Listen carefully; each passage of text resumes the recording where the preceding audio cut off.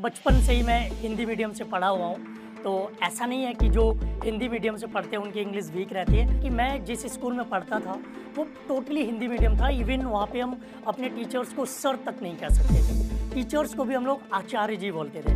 आज आप मेहनत कर रहे हो ना, शायद आपको रिजल्ट ना मिले, लेकिन कल जब आप रिजल्ट के लिए तैयार होंगे उस दिन आपके पीछे पूरी दुनिया इंटरव्यू लेने के लिए खड़ी होगी। उन्होंने बोला कि ये बच्चा क्या इंग्लिश पढ़ाएगा, लेकिन आज उसी बच्चे के नोट से वो शायद अपनी क्लासेस चल रहे हैं। शायद ही ऐसा कोई एग्ज़ाम हो जिसमें इंग्लिश आती हो और हमारे स्टूडेंट्स आपको ना मिले। बहुत सारे कॉलीग्स हमसे पूछते हैं कि कैसे आपने अपनी इंग्लिश अच्छी की, तो आज मैं आपको ये सारी चीज़ें बताऊंगा अपने एक्सपीरियंस के तौर पे।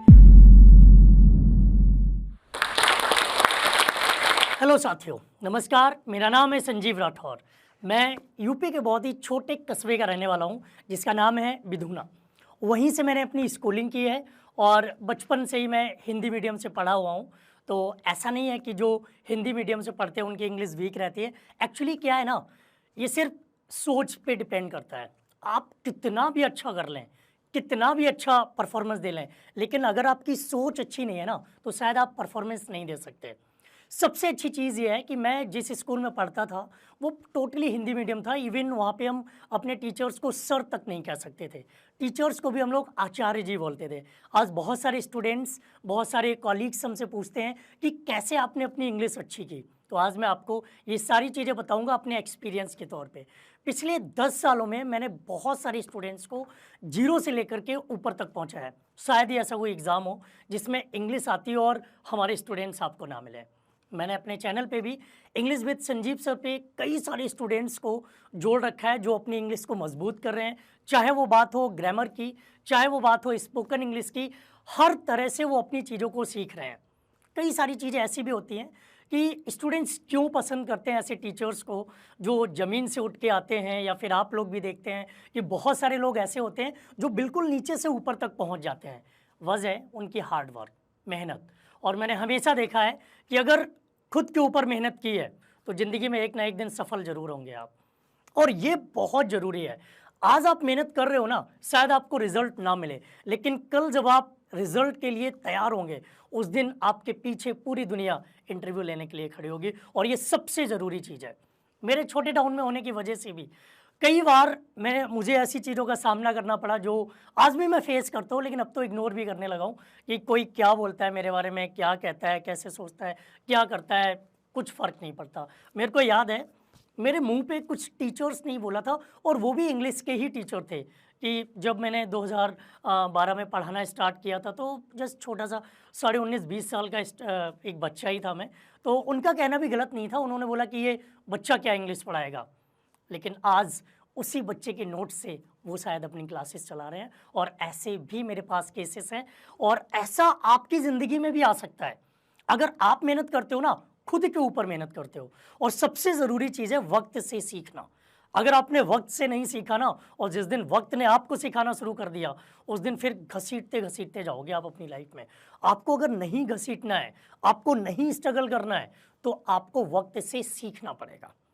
मेरी लाइफ में बहुत सारे ऐसे इंसिडेंट्स आए जिनको सुन के आपको लगेगा यार सच में ऐसा भी हो सकता है क्या। मैंने स्टार्टिंग की थी किसी दूसरे सब्जेक्ट से, बायो से। और बायो मैंने इसलिए पढ़ाना शुरू किया था क्योंकि मेरी लाइफ में मैंने एनआईटी से स्टार्ट किया दिल्ली में, और एनआईटी में जनकपुरी से कर रहा था। उसके बाद में अगस्त 2012 में मेरे घर में एक दुर्घटना घटी। मैं चाहूँगा कि भगवान न करे कभी किसी के साथ ऐसा हो। मेरे बड़े भाई की सडन डेथ हुई, और फिर घर पे मुझे वापस बुला लिया गया, और उसके बाद में बोला गया कि आपको घर से ही कुछ करना है, आपको बाहर नहीं जाने देना है, मम्मी पापा का ख्याल रखना है, उनका ध्यान देना, और होता भी है, रखना भी चाहिए। तो एक जिम्मेदार बेटा होने के नाते मेरे मन में भी आया कि चलो बहुत सारे सपने थे, उन सब को स्टॉप करके माँ बाप के सपनों को पूरा करता हूँ। तो मुझे लगा कि यार एक ऐसी चीज़ है जो मैं कर सकता हूँ, वो ये है कि मैं पढ़ाना शुरू कर दूँ। तो कई बार लोगों से पूछा कि कहाँ पे पढ़ा सकते हैं, तो एक बार पता चला कि एक बायो के सर थे, वो 3 दिन की छुट्टी पर गए हुए थे। तो मुझे इस शर्त पे रखा गया कि 3 दिन के लिए आपके पास टाइम है, आप चाहें तो अपने स्टूडेंट्स को इम्प्रेस कर सकते हैं, नहीं तो 3 दिन के बाद शायद क्या होगा वो आपको बता दिया जाएगा। मैंने बहुत मेहनत की, रात में भर पढ़ा, फिगर्स बनाए, बहुत अच्छे से तैयारी करके गया। जब मैंने क्लास ली तो बच्चों ने कहा सर आप तो बड़ा अच्छा पढ़ाते हैं। तो मेरे को भी बड़ा अच्छा फ़ील हुआ, चलो मैंने मेहनत की, उस मेहनत का रिज़ल्ट मुझे जल्दी मिल गया। तो धीरे-धीरे करके ऐसे ही फिर मेरा मकसद ये नहीं था कि मैं पढ़ाऊँ, उससे अर्निंग करूँ। मेरा मकसद ये था कि मैं ज़्यादा से ज़्यादा लोगों के बीच में रहूँ, ताकि जो मेरे परिवार के साथ या मेरे साथ हुआ है, उससे मैं थोड़ा दूरी बना सकूँ। उससे मैं बाहर निकल के अपने जीवन में खुशियाँ ला सकूँ, माँ-बाप को खुश कर सकूँ, उससे उनको डाइवर्ट कर सकूँ। तो मैंने सोचा कि चलो ठीक है, धीरे-धीरे और भी स्कूल्स पढ़ाते हैं। तो मैंने 4 स्कूल में पढ़ाना शुरू किया। 2 में मुझे याद है मैं बायो पढ़ाया करता था और 2 में मैं इंग्लिश पढ़ाया करता था। तो धीरे-धीरे करके ऐसे-ऐसे करके सब कुछ आगे बढ़ता गया। स्कूल में पढ़ा रहा था, सब कुछ बढ़िया था। हर किसी की लाइफ में एक ऐसा इंसिडेंट होता है जो उनकी लाइफ को पूरी तरह से बदल देता है। वो बदलाव नेगेटिव भी हो सकता है, वो बदलाव पॉजिटिव भी हो सकता है, और वो मेरी ज़िंदगी में एक पॉजिटिव बदलाव आया। आपको याद होगा 16 नवंबर 2013 का वो दिन इंडिया के इतिहास में और पूरी दुनिया के इतिहास में हमेशा लिखा रहेगा, सचिन तेंदुलकर का लास्ट दिन। सचिन ने उस दिन संन्यास लिया। सचिन ने जब संन्यास लिया तो मैं सचिन का बहुत बड़ा फ़ैन था। बचपन से ही मेरे को याद है 2000 से मैंने क्रिकेट देखना शुरू कर दिया था और बहुत बड़ा फ़ैन था मैं। तो उस दिन हमारे जो एक स्कूल के प्रिंसिपल साहब थे, उनका फ़ोन आया कि संजीव भाई आज थोड़ा-सा जल्दी आ जाना। मैंने कहा सर आज तो मैं आने के बारे में ही नहीं सोच रहा हूँ। तो उनके वर्ड थे कि अगर आज नहीं आए ना तो फिर मत आना। ये वर्ड ना टच कर गया। मैंने कहा यार मैं मेहनत करता हूँ, दिन रात लगा रहता हूँ, स्टूडेंट्स को बढ़िया करता हूँ, स्टूडेंट्स के लिए उनका फीडबैक अच्छा मिलता है, स्कूल के लिए अच्छा करता हूँ, बट अगर मैं किसी दिन गलती कर दूंगा तो मैं जीरो पहुँच जाऊँगा।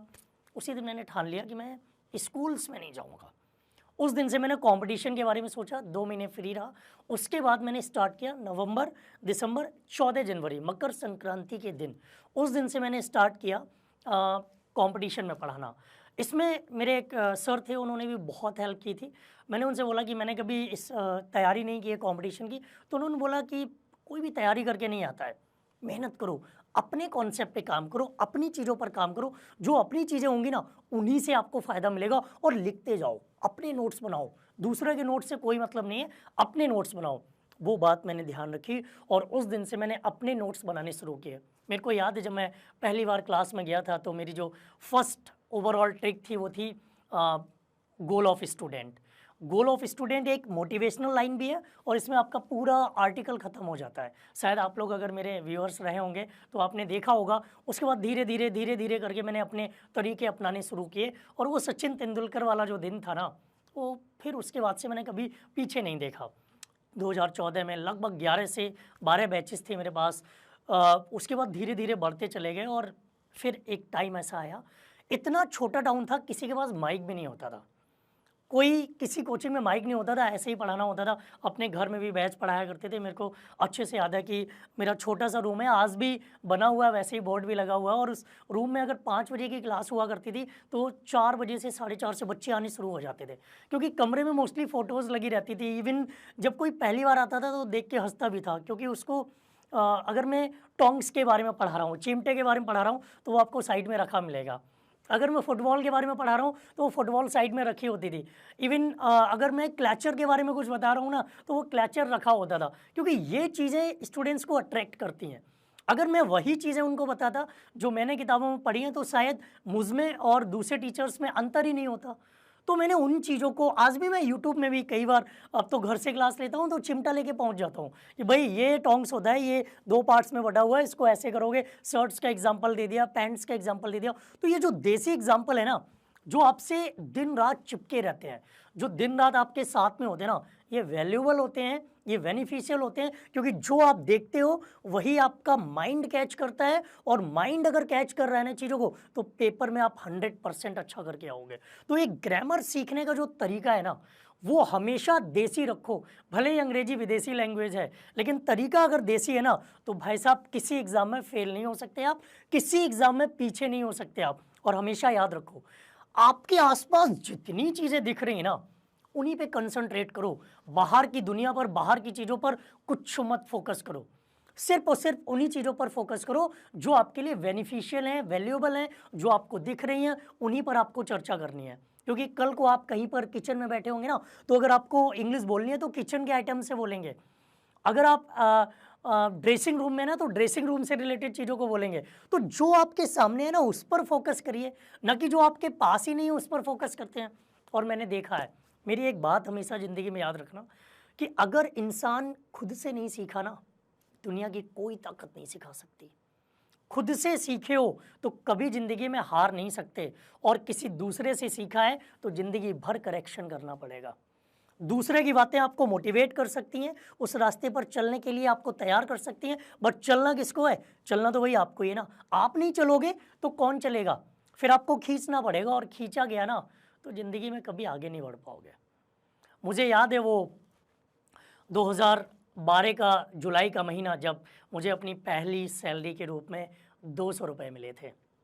पैदल चलता था, चप्पल लगभग घिस चुकी थी, और वो 200 रुपये ले जाके मैंने अपनी मम्मी को दिए थे। मुझे याद है धूप थी, भयंकर सी उमस हो रही थी, जुलाई के महीने में वैसे भी बारिश वारिश होती है। तो मम्मी ने बोला था कि बेटा चप्पल नहीं है तुम्हारे पास, ये चप्पल ले लो 200 रुपये से। तो मेरे को याद है मैंने 110 रुपये की चप्पल खरीदी थी और 90 रुपये की मिठाई लेके आया था। और वो मिठाई आज भी मेरे लिए डायमंड से कम नहीं है, उसकी फ़ोटोज़ मेरे पास हैं, वो डायमंड है मेरे लिए। अपने आप को जितना घिसोगे ना उतना ही मजबूत होंगे आप, क्योंकि भाई आप लोग तो जानते हैं ना, डायमंड को घिसा जाता है तभी तो चमक आती है उसमें, और घिसोगे नहीं तो कैसे चमकोगे? नहीं चमक सकते ना। तो मेरे को याद है, और कई सारे ऐसे इंसिडेंट्स हुए हैं, शायद और कोई होता ना तो पढ़ाना ही छोड़ देता। मेरे को अच्छे से याद है, यूपी टेट का बैच हुआ करता जिसमें मेरी एज से ज़्यादा के स्टूडेंट्स आया करते थे, और मैं साइकिल से जाता था। तो कुछ लोगों ने बोला यार कैसा मास्टर है, इतना बड़ा मास्टर हो के इतने 11-11 बैच पढ़ाता है और आज भी साइकिल से चलता है। बट 11 बैच पढ़ाने का मकसद ये नहीं कि मेरे पास बहुत कुछ है, मेरा बैकग्राउंड कैसा है, मैं परिवार को कैसे चला रहा हूँ, ये लोग नहीं देखते हैं। अगर लोगों की सुनने पे आ गए ना भाई साहब, सांस भी नहीं ले सकते आप, सांस भी नहीं लेने देंगे लोग। इसलिए लोगों की उतनी ही सुनो जितनी आपके करियर, आपकी फैमिली और आपके लिए बेनिफिशियल हो। लोगों की बातों से आपका परिवार नहीं चलेगा, आपके सपने नहीं पूरे होंगे, आपके माँ बाप के सपने नहीं पूरे होंगे। लोगों की बातें उतनी ध्यान दो जितना आपको लगे कि यार ये एब्जॉर्ब करने लायक है, उसे एब्जॉर्ब कर लो, उसे कभी मत छोड़ना। और जब लगे कि यार ये चीज़ नहीं सुननी है तो कभी किसी के सामने मना मत करो। हो सकता है कभी ज़िंदगी में किसी मोड़ पर वो चीज़ काम आ जाए, उसे ध्यान रखो। अपने साथ एक डायरी पेन रखो, पता नहीं कब किससे क्या सीखने को आपको मिल जाए। मेरे को याद है अच्छे से, एक बार मैं ऑफलाइन मैंने गोंडा में कुछ टाइम पढ़ाया। जब मैं फ़र्स्ट टाइम गोंडा गया था तो एक रिक्शा वाला जो मुझे मिला रात में 3:30 बजे, तो उसने पूछा कि पहले कभी आए हो गोंडा? मैंने कहा नहीं आया हूँ। तो उसने एक लाइन बोली कि, और उसकी एज भी ज़्यादा नहीं थी, उसने एक लाइन बोली कि रात में, मैंने उससे ये पूछा कि रात में ही काम करते हो कि दिन में भी करते हो? उसने बोला साहब जब भूख लगती है ना तो काम तो करना ही पड़ेगा। और इंसान ऐसा नहीं है कि एक बार खा लिया दोबारा कभी खाने की ज़रूरत नहीं पड़ेगी। पेट की भूख, ज्ञान की भूख, मतलब सीखने की भूख, और दूसरों को रास्ता दिखाने की भूख जिसके अंदर है, भाई साहब इतिहास की किताबों में नाम होगा आपका। और ये हो सकता है, और ऐसा लोगों ने किया है। ऐसे ढेरों एग्जाम्पल्स हैं अपने साथ, ढेरों लोग हैं अपने साथ ऐसे जिनके साथ, जिनके शब्दों को सुनकर हम इम्प्रेस होते हैं, स्टेटस लगाते हैं और ज़िंदगी में तरक्की भी पाते हैं। क्यों ना हम कुछ ऐसा करें कि मेरी ज़िंदगी में भी वो ऐसे चेंजेस आएँ कि हमारे माँ बाप को जब चलें तो लोग ये ना कहें कि ये इनका बेटा है, जबकि आपके नाम से आपके पेरेंट्स की पहचान होनी चाहिए कि ये इनके पिताजी हैं, इनकी माताजी हैं। सोचो कितनी खुशी होगी। माँ बाप के लिए यही है सब कुछ, कि बेटा सफल हो जाए, बेटी सफल हो जाए, और वो अपने पैरों पर खड़े होके उनके सपनों को पूरा करने लग जाए। बस ज़िंदगी में इससे ज़्यादा और कुछ नहीं हो सकता।